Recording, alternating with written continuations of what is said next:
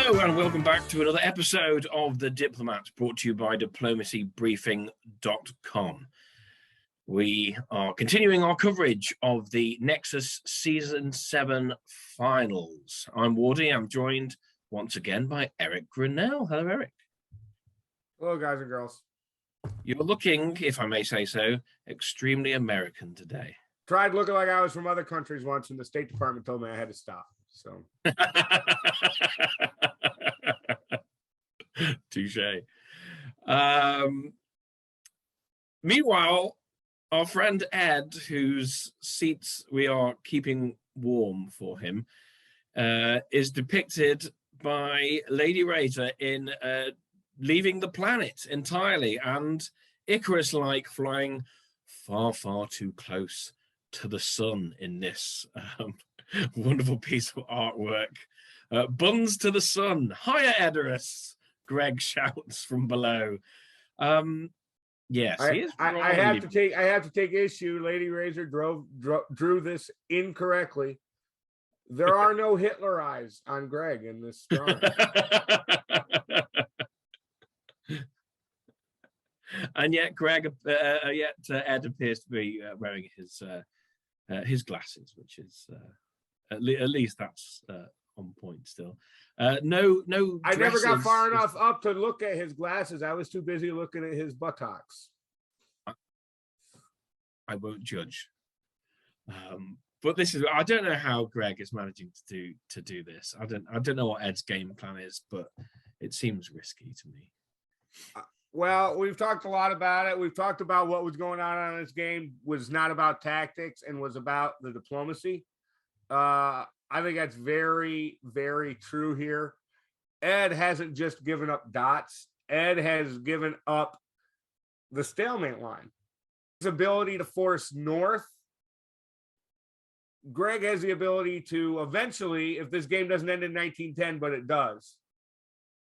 But if this game doesn't end in 1910, by seeding North Sea the way he has, Ed has warranted that Greg is going to be able to take Denmark, Norway, Sweden, St. Petersburg, and Holland.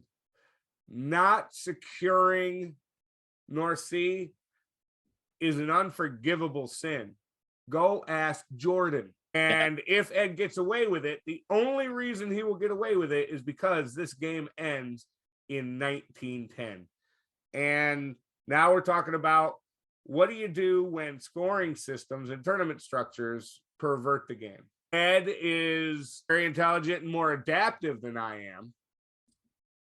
And that adaptivity may be drawing him into a winning strategy in this game because he's willing to take into effect that A, this game ends in 1910, and B, this isn't a game of Go. This isn't a game of chess. This is a game of diplomacy. And if the outcome of this game is going to be an outcome that's negotiated between players based on personalities, not on the actual mechanics of this board, then Ed has a chance to win it. Recall our last broadcast, I talked about if Ed pulls a rabbit out of his hat, it's going to have Matthew Krill's face. That is the only way that Ed has the potentiality of winning this game, because he has ceded too much ground and too much tempo to Greg.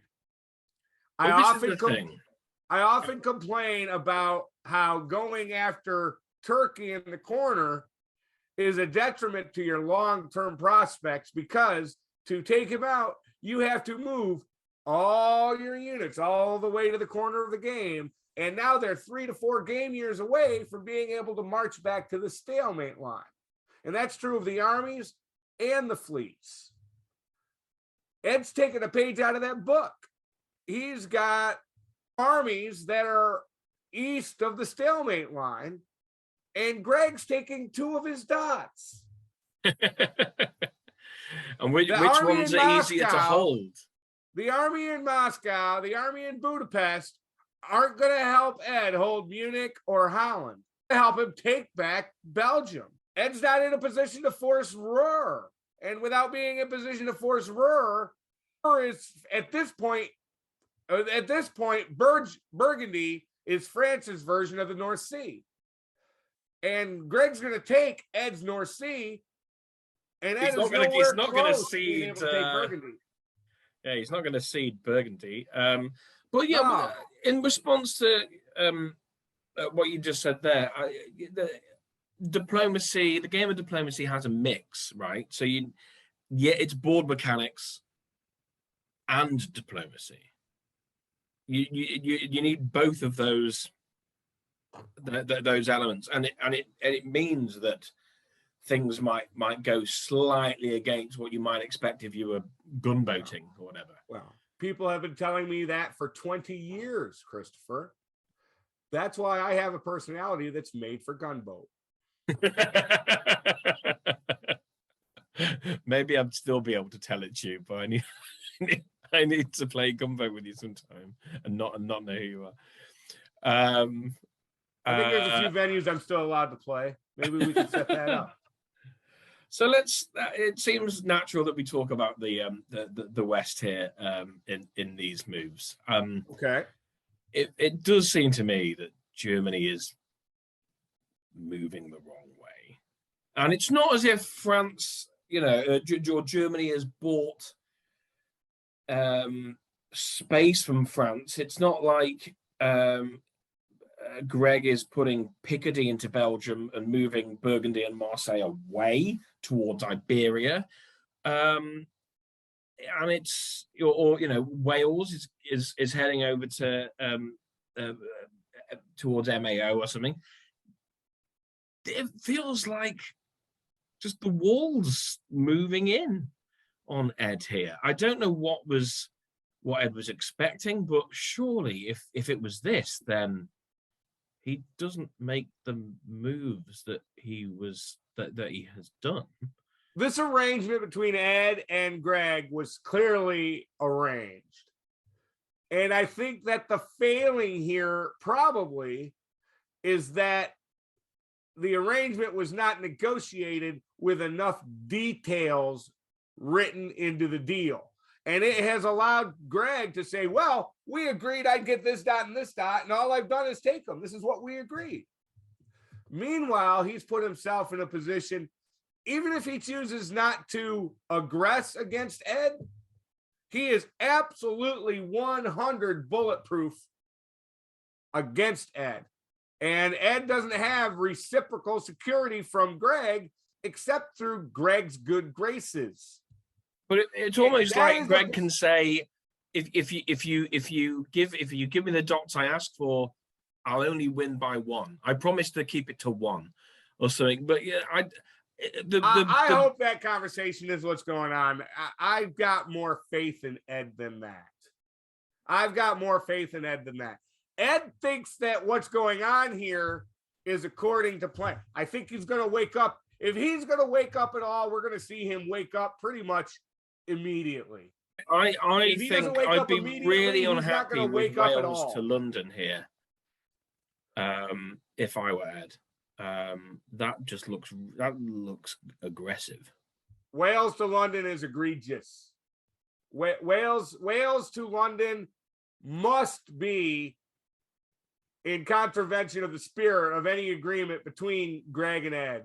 And if Wales to London is not a violation of the spirit of any agreement between Greg and Ed, Ed got shook down and left naked in an alley because he just got mugged. Regardless of what the agreement was supposed to be, Ed just got mugged. He does get Vienna, which means he's building.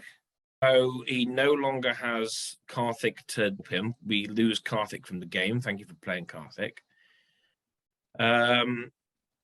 So now he's at the holding Budapest and Vienna at Krill's will, and there's only one Italian build here where surely Ed ought to have been saying, no, you take 2 builds. As you suggested in the last show, put down 2 fleets and put Greg under pressure from the from the south, but that doesn't happen. So I just don't like this. Ed should have encouraged Matt to get the second build, because that would have given Ed the possibility of creating a Germany-Italy that can go after France. But he needed a build because things are not going as well in the West as they were supposed to be. The whole thing we just talked about of Greg is following the agreement, but not the spirit of the agreement. And I'm in trouble. And boy, I need to drop a fleet. I hope he drops a fleet. Oh my God. But so therefore he needed a build. So therefore he had to get the build. So by getting the build, instead of giving it to Krill's not going to go after Greg with just one fleet build. So Italy is going to continue to not go after France. Now, Ed is holding 2 Balkan dots with 1 unit, and I wouldn't be surprised if he loses them both, along with Krill picking up Romania in 1906. So I don't like what Ed did here. I think he took out a mortgage on the house to buy groceries. And eventually he's going to lose the house and not be able to buy groceries. I think he should have put Matt Krill into Vienna and not asked for it himself. Krill had no problem giving it to him because he could just say, well, I'll go get France later. But yeah, you want Vienna? I'll give you Vienna. And next year I'm taking Vienna and Budapest and Romania. Then I'll lay down. I had to pick the appropriate hand gesture. Next year I'm going to take Vienna, Budapest, Romania, and I'm going to lay down 3 builds. And I'm going to control my own fate. And controlling his own fate is a luxury that Krill has at this point that Ed Sullivan does not. Yeah, this looks really good for Matt here, right? This he's got Turkey under control. Ed is going to make no more inroads. The only problem that Krill has is that if France either outraces him or Ed decides to throw to France for some reason, right? I guess Ed may try that. I guess Ed may try the game of, well, I've got Budapest and Vienna and they're mine, and you go do what you want to do, but you got to work around Budapest and Vienna. I'm going to hold them in my back pocket. And if you take them, then I will throw to Greg. It'll work until 1909, and then it'll stop working anyway. Decided not to make the move on Romania together, so Russia remains with 2 rather than just the 1, like it could have been, but loses St. Petersburg, which was inevitable, Warsaw, which was inevitable, and Sev, because, as you rightly predicted, John decides to put the fleet in, which was the only way to guarantee staying on 4 centers here in Turkey. But even so, this is still kind of awkward for John, with when you're on 4 with when you're Turkey and you're on 4 with a fleet and Sev, you're not at 4, you're at 3.5. Yeah, you can't advance any further, but especially because Black Sea is vacant and Rum has support. No, taking Sev has placed Khan in jeopardy, because now Krill can do an attack on Khan. The only thing that can save the attack on Khan is support from Smyrna, which allows Ionian Sea to move to East Med, which means that in the fall of 06, Krill is guaranteed the ability to take either Khan or Smyrna. He's still got the army. He's still got the army in Armenia, so It's going to have to be Khan. It's going to have to be Khan. So I see 5 dots laying at Matt Krill's feet right now. He just grind out because he doesn't. If Romania, Budapest, and Vienna are all going to fall to him eventually, he doesn't need to send any of those units that are pinning down Turkey west, because he'll be able to build new ones. So I don't think there's going to be much respite here for John from here on in. Well, as I've been saying, if John was playing the slow game and hoping to be able to come back out of the corner at the end, he played it too slow. There is no coming back out of the corner, at least not on a map like this, once you've lost Bulgaria, until and unless you can get Bulgaria back. In fairness, he has played somewhat aggressively, but only against Sevastopol, which was unlikely to ever work. Unless he, I'll be curious. I'll be curious to talk to John at the end of the game. I'm not sure he'll be curious to talk to me. I haven't been hopefully kind get to him on for an interview, Speckle. I haven't been kind to him, and I'm sure, as is the nature of this hobby, I'm sure he'll make me pay for it on a later board. Say that again. I missed that. I have been rather critical of John throughout this game because I haven't liked the way he has played his position. I've consistently taken issue with the things that he's done, particularly continuing to slam against Russia to no avail. And as is the nature of the hobby, I'm sure that John will make me regret my commentary when I am on another board with him in the future. Yeah, okay. I thought you were describing it, but I missed the phrase "as is the nature of the hobby." Right, I see. Okay. As is the nature of the hobby, yes. I'm going to change your name again. Don't do that. Don't do that. So, no. What do you think of Russia's moves here? Because I don't know what Spencer was necessarily trying to achieve here. Why does Warsaw, for instance, not go to Ukraine, or why does Warsaw not just go straight to Moscow? Well, there was no other thing that was going to happen here other than Ed was going to attack Warsaw with 2, and Gaul was going to cut Ukraine. And Spencer read that correctly. He knew that Ukraine was going to accomplish nothing trying to support anything. It was going to get cut. I will note that Ed took Warsaw from Prussia, not from Silesia. And he's going to get away with that because he's now in Ukraine and there's a fleet in Sev, not an army. So Ed's ability to take Moscow in 1906 is guaranteed. Could this be a deal? It does seem a little bit more hostile to Matt Krill, but the upshot is that army in Silesia is also now only 1 move away from Munich. So it was the better move, and it was the better move because it is working out. Ed did that better than I suggested. So, and it's working because of the way everything else went in this game. I predicted in the last season's commentary that Spencer was going to lose St. Pete's, Warsaw, and Sev. I think I might have also said and Rum. He didn't lose Rum. He easily could have lost Rum. Matt could have taken Rum on his own right now because Serbia could have taken it with support from Bulgaria. But he chose to support Trieste instead. I guess he was worried about cooperation between Karthik and Ed. People take note. Krill's a conservative player. Note that for your future games.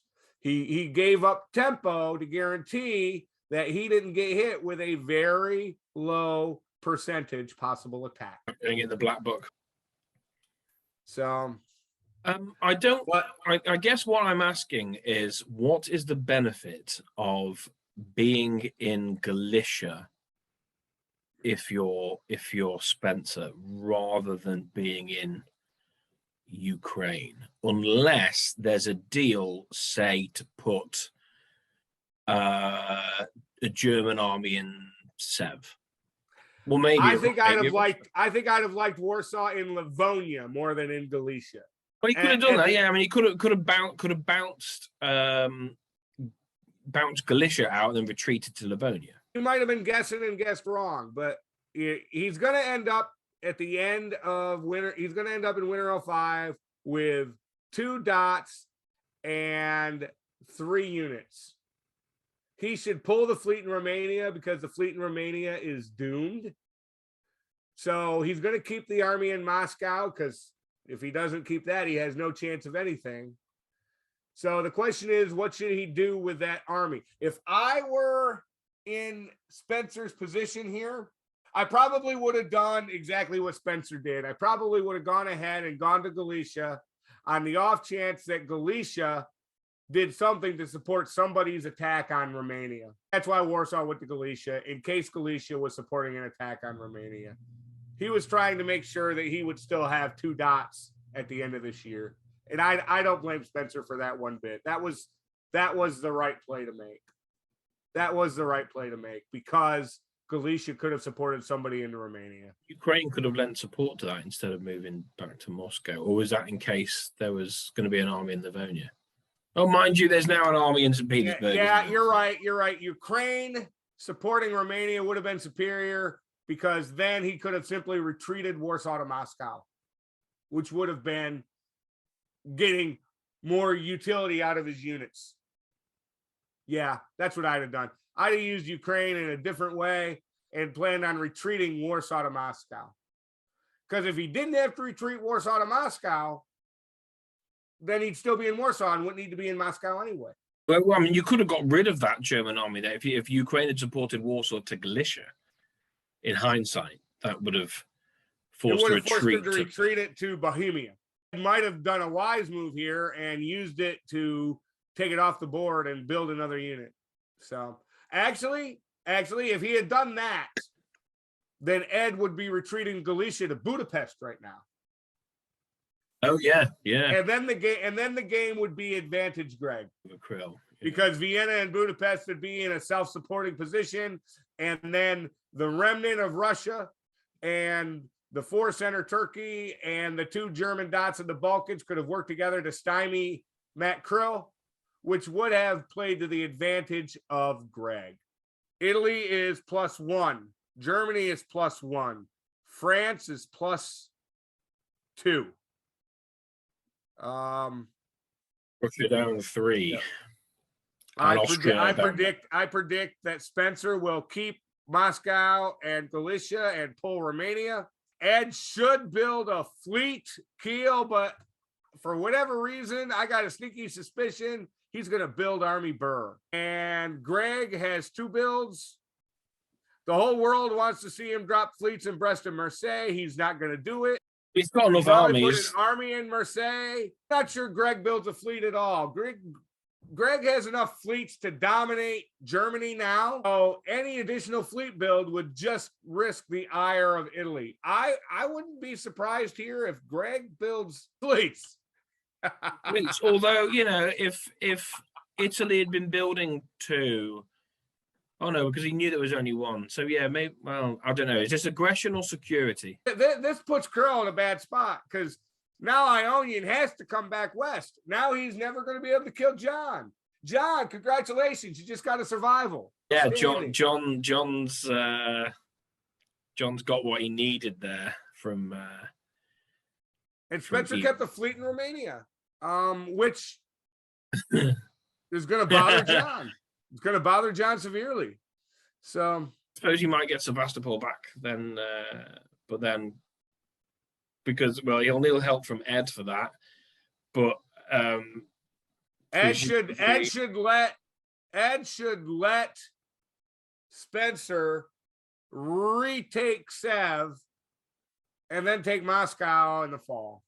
Although then Romania is gone, and it's most likely going to be Italian than anything else than German, isn't it? So I don't know. That's not going to be unless there's some cooperation between Ed and John and Spencer. Romania is going to go to Italy anyway.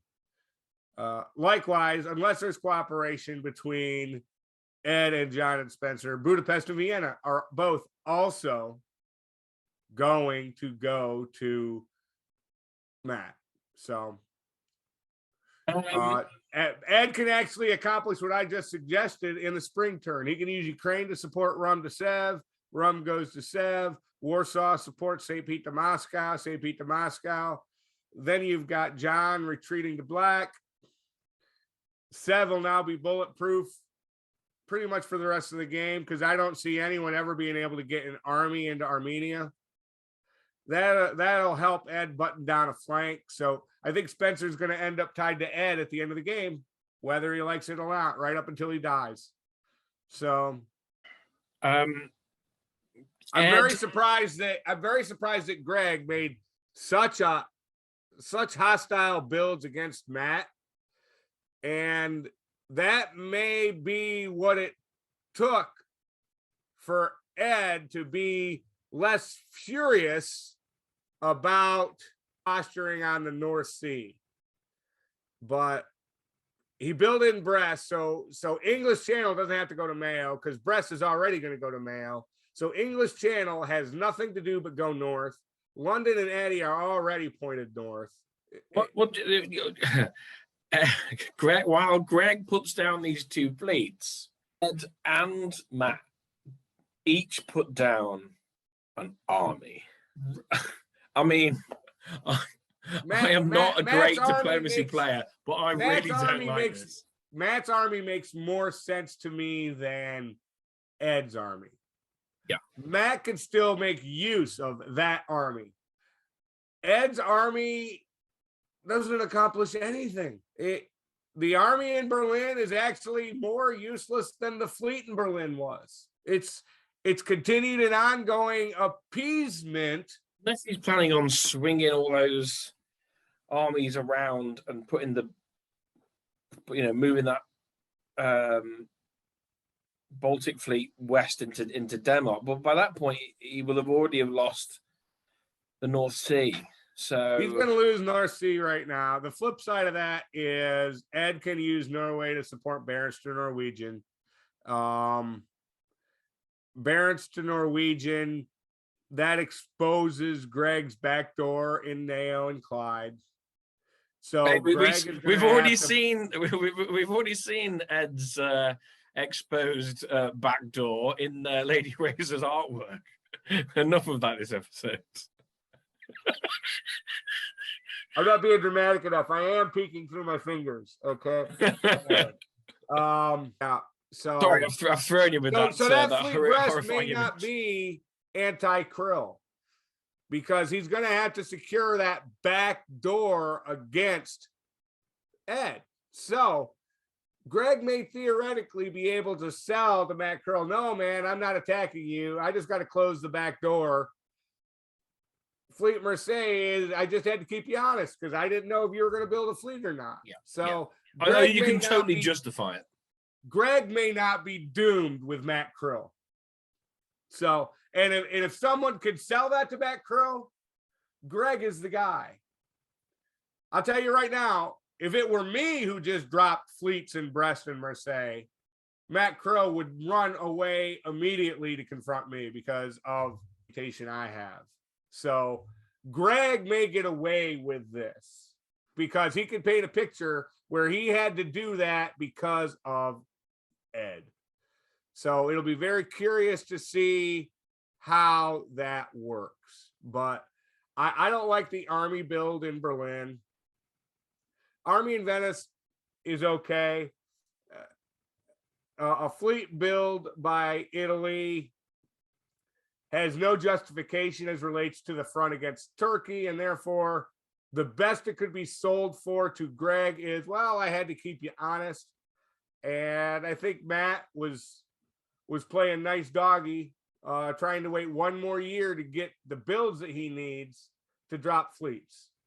And he's going to get that anyway, because that's the glory for Greg and for Matt. The glory of this big DMZ between France and Italy is, even when a player violates that DMZ, the violated player still has an entire year to reposition and prepare for the attack. So an attack by Greg now is going to be rebuffed by the builds that Matt Krill is going to get in 1906. And Greg knows that. Greg's a very good player. I don't think that Greg is going to antagonize Matt Krill. I think Marseille will go to Spain. and just kind of hang out. And Greg's going to roll up Ed's flank. Yeah, he doesn't need that fight, does he? No. He just needs to make sure he doesn't lose anything down there. At this point, the biggest threat to Greg's victory is getting outraced by Matt Krill. Time for some grades, I think. Okay. All right. Well, I believe in a curve. Okay. I believe in a curve. So there are 5 players left. 5 players left. And there are 5 grades to be had. So we're going to have a perfect bell curve. Okay. Spencer's going to get the F, not because he's played worse, but because his position is worst of the remaining 5 players. We have left is the A, B, and C between Ed and Greg and Matt. And we have currently a supply center count of 11 and 9 and 8. As relates to and between Germany and Italy, those are false numbers. Just like Ed has been trading dots around all game, his 11-8 advantage over Italy is not an 11-8 advantage to Ed. It is, in fact, a 10-9 advantage for Matt Krill, because Ed cannot defend Budapest and Vienna. He just can't. So I mean, it seems strange to, which I'm assuming this is where you're going to go, to say that the board leader, who is too clear on dot count of his next nearest rival, is only in 3rd place in terms of the best position. But that's the reality of the situation, right? In historical parlance, Ed is the Ottoman Empire. He's the sick man of Europe. France is much more energetic and strong on Germany's front than Germany is on France's front. And likewise, Matt Krill is much more invigorated on his front with Germany than Germany is. Ed has those armies in Silesia and Warsaw and Ukraine that he can all dedicate towards Matt Krill's front. But if he does that, he has nothing left to turn back the French tide with. Krill controls his future. Greg controls his future. And when I say controls their future, I'm making terms to their mechanical ability to do things on the board. Matt controls his future. Greg controls his future. Ed does not control his future. And if Ed wins this game, it will be a diplomatic victory. But he has left himself exposed in many, many ways. Many ways. To Ed, then. C to Ed. And then, so who'd you like out of the other 2? They both get B pluses. It's a coin toss. No A's this time. No A's. They both get B pluses. And if this were a proper curve, they'd both get A's. So take what you want, guys. You both get double secret probation A's, okay? Which do you think you'd have more fun personally in jumping into the position? Well, my favorite power to play is England, because I love doing the quick motions with the fleets and the convoys and everything else. And France is the New England. I think I could have a lot of fun with Norwegian Sea and North Sea and Nao and Helgoland and Skagerrak. However, Krill's ability to crush the Balkans with those 5 armies is very, very hard to resist. I don't know which one I'd rather take. That's why they both got the double secret probation A's. A coin flip. Well, we'll see what happens. We are officially now halfway through. Assuming it doesn't draw early, and I am reliably informed that none of the up to this point 6 Nexus finals have drawn early. They've all gone to time. Guessing that this one will be the same. So halfway mark. I just want to say, hey John, you finally took Sev. Congratulations. The fact that you don't get a build for it is no surprise. It's entirely appropriate. At least he doesn't disband, I suppose. But he Well, has that's why he seen took Black it. Sea. That's why he took it. So Okay, let's have a look at some comments in response to the Lady Razor Edoras artwork. Riaz says, "This is what happens when you complain that Lady Razor draws you wearing dresses. Now you go without clothes." So he's gone from a negligee to his birthday suit, young Ed. Sabi, Ewok is in a great position. Wow, North Sea is there. Germany does not look defendable. Jordan, we both like this one. Ed may have to continue to seed centers in Western Central Europe, but he is well positioned to offset those losses with gains in Uzbekistan, Turkmenistan, and Mongolia. that's my favorite comment. That's my favorite comment of the episode. Jordan gets a gold star. And maybe even further than that, Superstition says if he keeps going west, he can surprise the French from behind. maybe he can conquer America and then come across the Atlantic. Keith, I hope that wasn't a double entendre.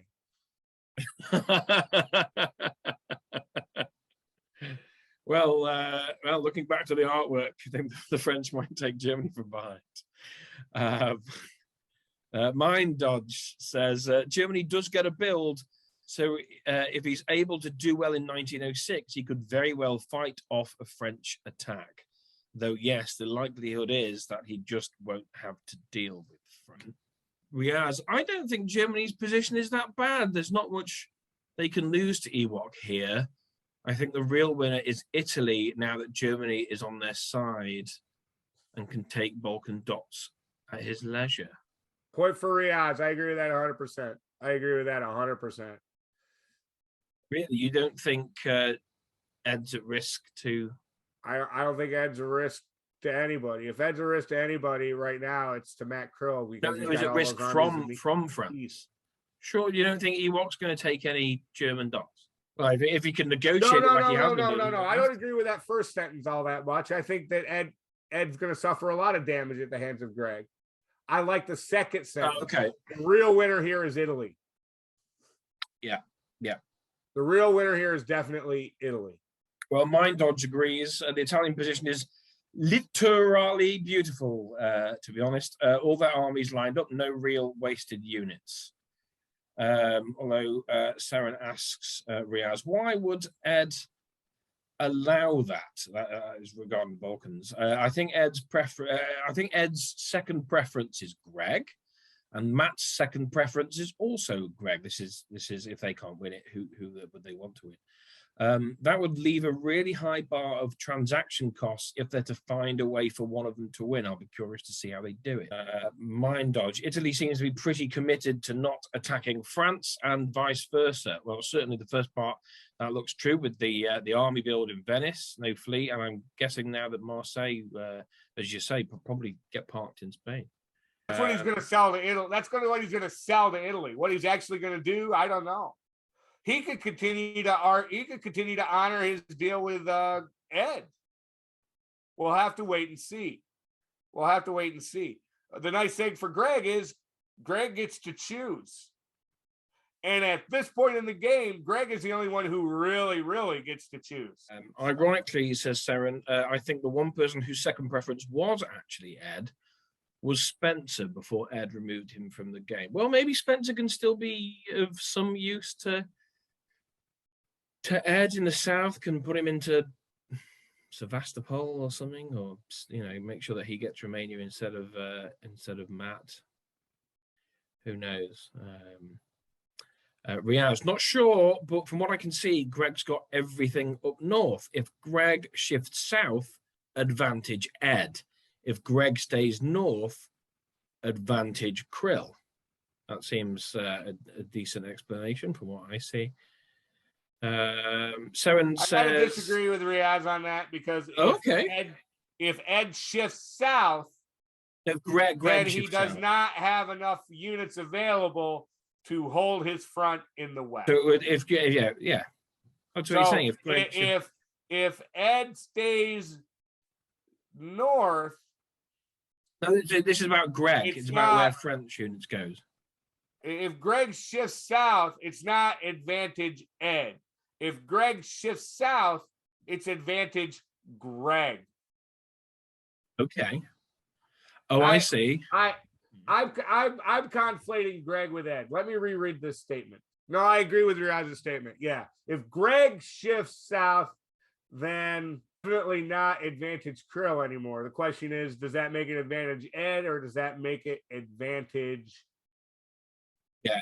Does he have enough units to work on both fronts? So to hold, yeah. Depends where he sees his growth. I think that I currently, looking at this board, in spite of Ed's lead, I think that Ed has negotiated away his ability to win this board. I do. I think he negotiated away. He has seized defeat from the jaws of victory by being too permissive in his deals and his alliances with. So I'm not going to say anything is going to be advantage Ed. No, in my assessment, and keep in mind, these guys are better players than me, which is why I have been wrong all game. And maybe I'm being wrong here as well. It feels, in my opinion, this game is down to who's going to win, Greg or Matt Krill. Do you think it's a 2-horse race now that there's not the board leader isn't actually Ed is the sick man of Europe. Yes. It does feel like Ed has sort of done the opposite to what Greg tends to do in his philosophy, as we've mentioned previously. Greg, it's a tempo thing. It's a tempo. Yeah, he thing. Sort of moves slowly. Only goes for it when he knows he can hold his spoils. Whereas Ed has sort of grown quickly, taking dots that he can't. Well, he might not be able to necessarily hold in the long term, but because he's taken them, it's actually benefited his ally more than it has him, because his ally has been able to then use the dot count, which is almost a false dot count, as leverage to try to have some dots transferred to him. In the back and forth tug of war game of allies, you want to start weak and finish strong. Well, if you can get away with it, what you really want to do is start strong, finish strong. If you cannot start strong, finish strong, and you can't start strong, finish strong on a board like this with players who are this good and this experienced, just ask Karthik, okay? You cannot start strong, finish strong, okay? Ed started strong, and because Ed started strong, he has spent this whole game having to give ground to keep the whole board from piling on him, okay? And now he's put himself in a position he started strong and is finishing weak. By contrast, Greg started weak and is finishing strong. Likewise, Matt Krill started more weak and is also finishing strong, which is much more typical for Italy than it is for France. I mean, they're all better options than my typical start week, finish in 1904. Yeah. Play Dip always has new games forming, Morty. So you've always tomorrow will be a brighter day. Saren says, I've always written on the assumption that for Krill to not attack Greg will be considered tantamount to aggressing against Ed. If this assumption doesn't hold, then Riaz's analysis seems correct. Krill doesn't need to not aggress against Ed. Krill does not need to not aggress against Greg in order to be an aggressor against Ed, because his growth prospects next year go right through Budapest to Vienna. So Krill is going to aggress against Ed anyway, whether he does anything to Greg or not. So that is at this point moot. Looking at the East here, John Anderson says, is it wrong to spend my whole experience as Turkey to pop a Russian rum fleet for a rebuild and failing to do so all game? Or will it be a proud moral victory when / if it ever does happen and justify my sad, meager existence on this board? Jordan says, it is wrong. Tarzia says, is it wrong to keep that fleet in Romania as long as I can and have that be a goal above all other goals just to spite John? And that's exactly what he has done. He pulled Galicia and he kept Fleet Romania. If I have said all game that what's going on between Turkey and Russia makes no sense, and we'll need to see what the diplomacy was to understand it. I think we just saw that diplomacy. I think we just saw that diplomacy. At least it seems in good spirits, even if it's not really clicking. The answer to John's questions are yes and no. Yes, it is wrong, and no, even if it does happen, it will not justify your quote unquote sad, meager existence on this board. So yes and no. Next year, Greg is going to support Moscow to Sev while he takes Moscow, and Rum is going to bounce Turkey out of Black Sea. If John even bothers to try and protect Black Sea, John's going to have a really bad year next year. Russia's going to get his revenge. Russia's still going to die, but he'll get revenge on John first. Any final thoughts on this season and what you're looking forward to in spring? Looking forward to Greg taking North Sea, making Ed pay for his permissive, lax defense of his own flank. To Matt Krill busting it open in the Balkans and making that late surge that makes Italy such a huge threat in a game if you allow them to get a little bit of steam underneath their sails in the mid game, which is exactly what's happening here. I'm looking forward to Spencer getting revenge against John. John's going to outlive Spencer, but Spencer's going to get his revenge, and that's going to be sweet. And Spencer is owed that satisfaction because, sadly, even though he probably deserves better, that's the only satisfaction he's going to get out of this game. Those are the things that I'm looking forward to in 1906. Krill crushing the Balkans, Greg crushing North Sea, and John getting revenge taken out against him by Spencer. Spencer gets his revenge. Curious to see if Ed finds a way to keep scrambling. He's been scrambling all game by, we'll call it the viral approach. You know, him jumping out to Edinburgh, him jumping out to Vienna, jumping down to Budapest. He's COVID-22. Well, he seems to have been Lazarus, and now he's in danger of becoming Icarus. So I'm very eager to see if Ed can pull a .BA2 variant out of his behind. So, well, and as always, the thing I'm looking most forward to, it's more awesome artwork from Lady Razor. Oh, I thought you were going to say hanging out with me, but yeah, it's fine. That's fine. That's all right. Nothing but love for you, Wardy. On that note, that's it for this show, and we will be back soon to see whether Eric gets any of those things on his wish list. Well, odds are I'll get none of them because that's how this thing goes.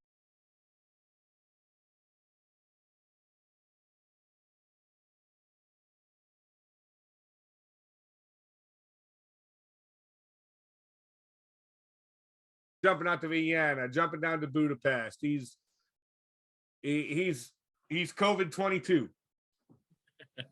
Well, he seems to have been Lazarus, and now he's in danger of becoming Icarus. So I'm very eager to see if Ed can pull a .BA2 variant out of his behind.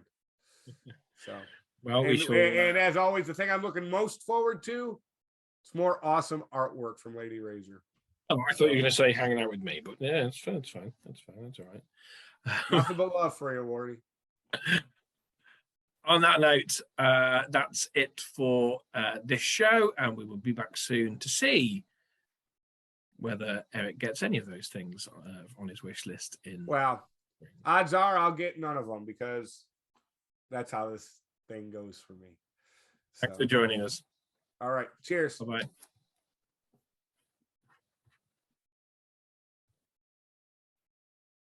Okay.